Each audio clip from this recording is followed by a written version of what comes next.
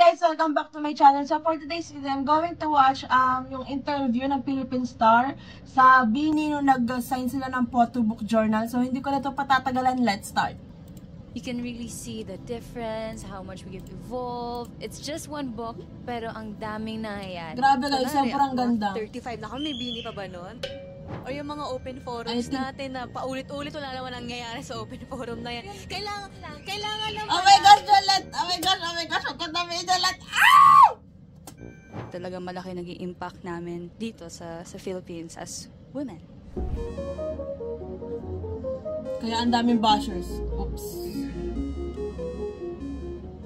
Hi, Philippine Star! We are... Grabe naman yung Jalat! Oh my gosh, grabe yung visuals nila lahat.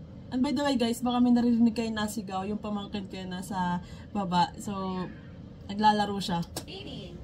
Pag hindi aso, yung pamangkin ko yung aso. Gift for blooms. It really was And the yung journey management's nila. idea po, itong pag-release ng photobook journal. Pero syempre, gusto nilang may involvement din kami. So we sent some pictures, mga unreleased, mga solos, groups, and then meron din kasing QR code dito. So hindi siya simpleng photos lang. Meron kaming mga voice over. So malalaman nyo na lang, mga messages for our blooms, our loved ones, everyone. So yeah, it was a collaborative project. We come up to this idea kasi gusto namin. Alam mo ito, nababalikan kaming Sanchibo. Oh my God! Pag may family time, may mga photobook time, binabalikan. By the way guys, kung napanood yung intro ko, parang ayun na yung gagawin kong intro sa mga Bini reactions ko, yung success moment ko kay Colette at saka kay Mix. Kasi yung kay Mix, hindi masyadong kita yung reaction niya doon. Pero, success moment ko pa din yon, kaya i-input ko pa din yon. And then yung kay Colette talaga guys, hindi ko pa kasi ma-edit yung vlog ko, hindi ko alam kung kaya ko siya i-edit, pero yung G-Day lang naman yon, yung vlog na yon. Pero ayun nga, kung naka-follow kayo sa ex ko at saka sa TikTok, nag-upload ako ng video ni Colette na basta Talaga. So, gusto namin ng ganun. nakita niya yung Kahit tattoo ko. pa paano, hindi lang siya naglalast sa memory namin. Meron din kami nakikita talaga. Sa generation kasi natin ngayon lahat nasa phone. Pero iba pa rin yung kapag may ganito Yes.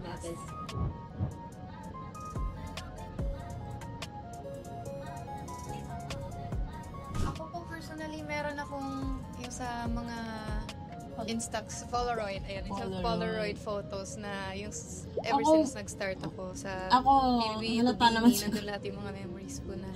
Photocards. Ako naman po, film cam. Magandang So, posters. pinapa-develop ko talaga siya. And, pinapaskill ko siya sa Yung room artwork ko ni Maloy. para ma-relieve ko yung memories. Especially nung tour. Yan, dun ako nag-focus talaga. And gusto ko para ma-remind I mean, always magastos yung ito Polaroid or nangyari, Instax, ganun, pero parang reminder worth it siya kasi nga, of memories. how fun it was and kung gaano siya talagang tumatak talaga sa akin. Yeah. Actually, madami sa amin nag-collect ng ref magnets. Oh, And yeah, then, me too. Ako, aside from ref magnet and the photos, yung mga photo booth na pictures. Jamaica, yung sa Oh, mga events yeah. lang, mga ganyan na strips. Tapos, pinipin ko lang siya sa board ko sa bahay. Ako nag-start lang din po ako ng World Tour mag-collect. Para kung stop, tinatry kong bumili ng Colette, vinyl. baka matunaw.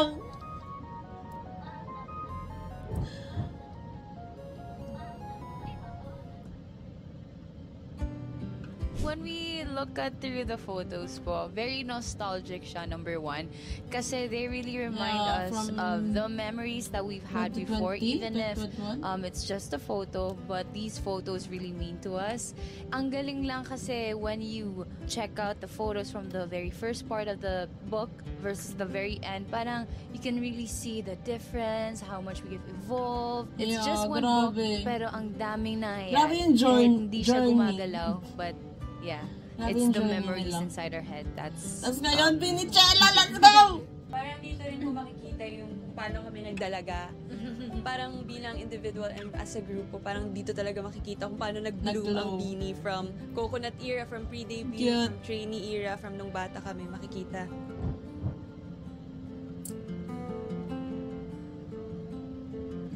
K-Con? Philippine Arena, majority. Ah, okay. Ikaw, baka bisa ka. Ayaw mo. Aurora? World Tour? Siguro, ako Ako NFT. Personally, NFT. Kasi yun yung moment na kaya doon ko na-realize na hindi kami one day lang nag-concert. And first ever concert po kasi namin yun. Tapos hindi siya one day lang. 3 days siya na sold out po. So parang doon ko na, Diba? kaya pala ng Grabe. Bini, kaya pala ng From mga NFT, kababaihan sa, Araneta, diba, Philippine women Arena. in music. Hindi nyo na-realize yung extent ng fame, popularity nyo. Opo. Abon Jigs. Tsaka parang doon namin nag-gauge po kung kaya ba namin magmalaking arena na. Billboard Women in Music. Kasi parang yung nagpasa sa amin nun si Miss Sarah G. Oh. So wala nga ako dun eh. Hindi, pero super laking achievement niya kasi like yung Billboard, thank you sa Billboard kasi they saw something in us and feeling nila talaga malaki naging Kasi impact talented namin sila. dito sa Philippines as And their Ano hard din po, work. yung sa NFT sa Philippine Arena, yung after namin mag-concert po, na binibigyan kami ng awards. Kasi, if I'm not mistaken, tayo yung first sold out sa NFT for 3 days po. So, Sushi. it's really a big thing, especially na first time po namin. For both, actually. Kasi NFT is our first concert. Arneta nag-award. Joaya. Ayun, yeah. So, yun po. Masarap sa feeling kasi Ay, grabe. knowing na we Araneta worked so yung hard biggest for the concert multo itself. ko ngayon. Then Like, after minumulto that, ako. Hindi yung aside multo. sa Minumulto may mga kasi punta parang na sold sobrang out, the best may concert award siya pa kami tanggap. na gusto ko maulit-ulit bonus. sa Add ko lang Araneta. po kay Kasi Sheena, pag yung sa arena, Billboard sa PH Philippine po. Arena, ang laki, Ang sarap sa ang feeling layo. kasi magkasunod na taon, Women in Music na award, yung Rising Stars of the Year. Tapos the next year, inawardan po kami ng Women of the Year. So, yun. Grabe. Thank you po.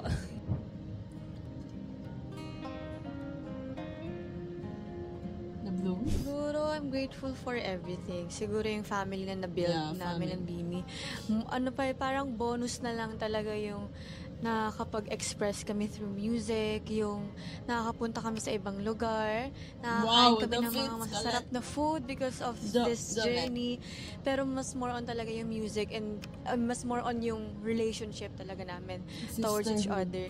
Na feeling ko, oo, na irreplaceable na siya, na nababaunin talaga namin siya hanggang dulo. Na kahit na, well, let's say, kunwari, mga 35 na kami, may Bini pa ba nun? Pero alam mo yun, pag nagkaroon na kami ng mga sarili naming buhay, Sana, may please. babalikan pa rin kami. Constant talaga namin isa't isa. So, doon ako pinaka-grateful. And yung, siguro nakatulong kami sa family, nakakapag-provide na kami, hindi lang sa sarili, pati sa pamilya, na napapag-aral namin mga kapatid namin. Yun yung dream kasi namin na may angat talaga sa... Yeah, diba? Dati may dream angat lang talaga yung nila. family namin sa hirap. Ngayon, it's happening. I think the fact that we see people palang saying na we save them, you know, like that our music saves them. It's just very touching that our music can actually reach great lengths like that. Grabe guys, iba yung effect sa akin ng event ng Mika OFC last Sunday. Grabe, sobrang thank you talaga Mix and sa Mika OFC for organizing that safe space na, ano mo yun, we can be vulnerable without judgment, cry and let it out. Grabe, sobrang grabe iniyak ko doon. Na hard launch ni Mix sa IG. Kung makikita niyo ako doon sa picture, ako yung naka-blue na Ars Cap. So, may isang picture doon, yung pang 11 ata. Nagpupunas ako ng luha. Kasi grabe yung iyak ko doon kay Miss Amari doon sa closing remarks niya. Yung may pinagawa siya sa amin. Grabe yung iyak ko doon kasi medyo slight. Nakarelate ako doon sa story niya. So, and appreciate na wow, we really help people and it motivates us to even really respect our music and we don't want our music just mas lalo ko siyang minahal after that. I mean, mahal na mahal ko naman sila. Nag-triple pa lalo. Experiment. It's not always gonna be what everyone's going to expect our songs to be. And syempre, we are grateful sa Blooms po namin. Kasi parang si sa Believers Iloilo, hindi lang yung pagiging performer namin yung sinusuportahan nila. Nakikita kasi namin nagkakaroon sila ng donation drives na ginagawa nila kahit wala kami. Ginagawa nila yun for us. And ang sarap lang makita na hindi lang Bini yung sinusupport nila but also the yung grabe values yung namin na we yung want to spread. impact nila sa Blooms, and it also yung extends inspirations.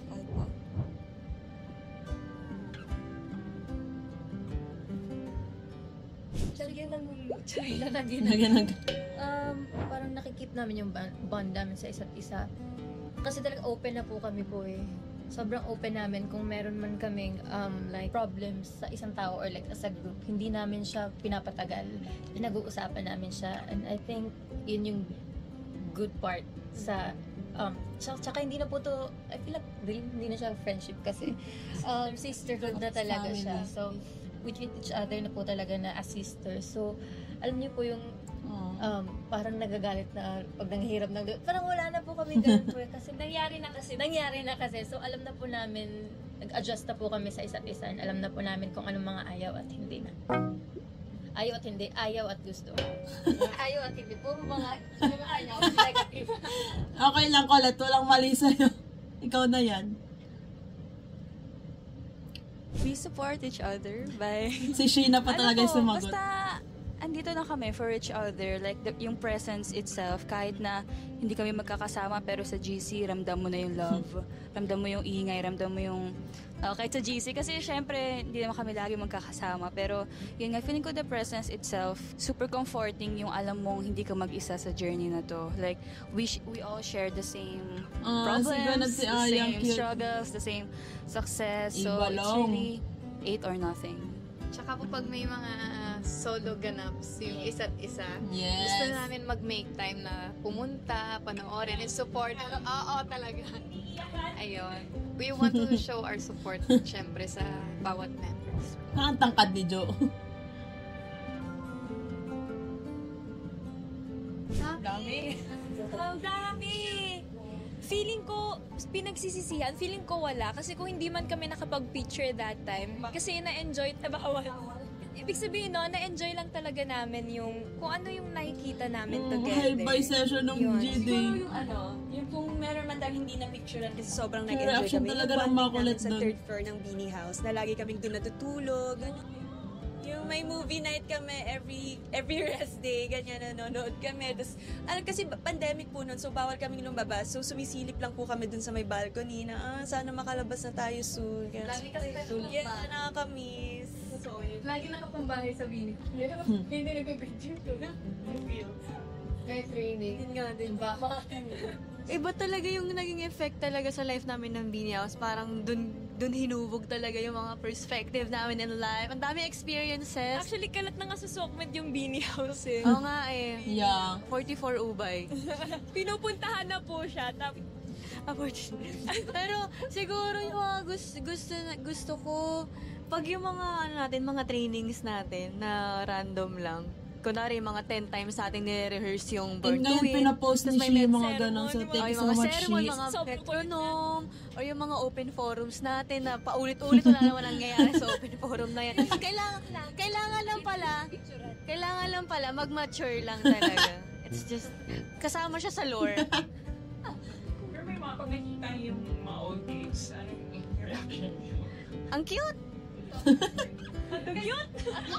Actually, nag-send ako sa GC namin ng mga videos namin before. Kasi parang wala, nagsastock lang ako sa mga old GC namin. Tapos may nakita ko mga videos doon na ang dudugyot pa namin, pawis pa kami lahat. So parang nakakamiss, kahit gano'n yung tsura namin, nakakamiss siyang balik-balikan kasi yung memories. Kasi gusto mo yun, ano? Oo.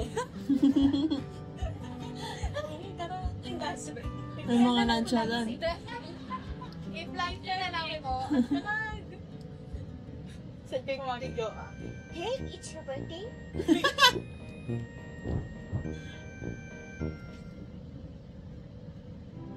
Let's see.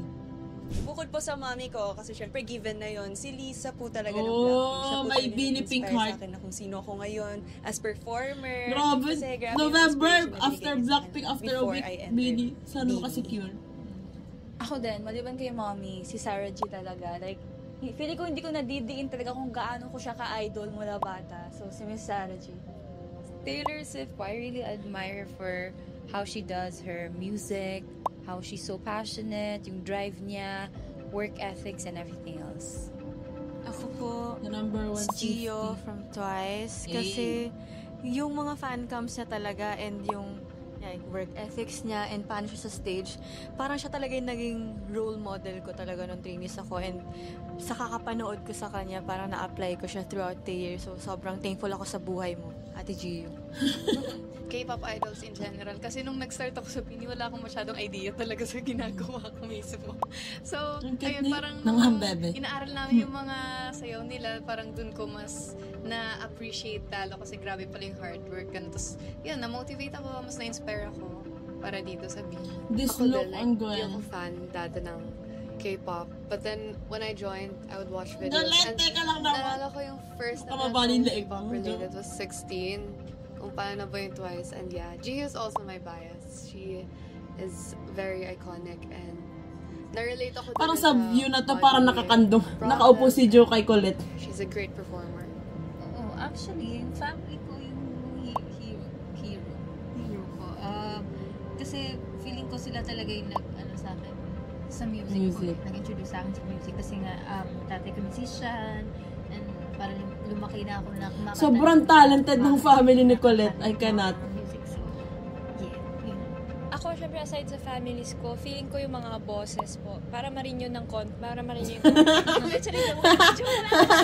syempre yung mga bosses, kasi syempre, una pa lang sila naman din talaga yung lumaban kung ba't kami nandito. Pinaglaban nila kami kahit shutdown yung ABS, pandemic.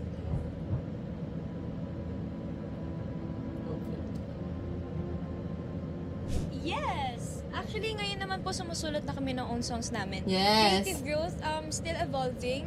Hinahanap, nag-explore pa rin kami sa different genres, kung ano yung, syempre hindi naman lahat ng tao magugustuhan yung bawat release namin ng song. Pero basta kami, labas ng song. And right now you're going to Binichella. Coachella. I agree with you. Hindi, feeling ko, hindi lang Shaggy sa the music, artwork. hindi lang musically. Feeling ko, sa outside perspective, like, siguro is painting, drawing, ganyan, everything. We tend to go outside talaga. Kung saan-saan namin gustong pumunta. Kasi parang, doon kami nakakahanap ng inspiration and kapag nagsama-sama kami, yung ideas, mas ang dami. cohesive siya. Colorful. Collective siya. Yeah. Wait, what? Tapos na yun? I think may kasunod pa to. So that's it for today's video, guys. Thanks so much for watching. Please like and subscribe. Annyeong! Hey!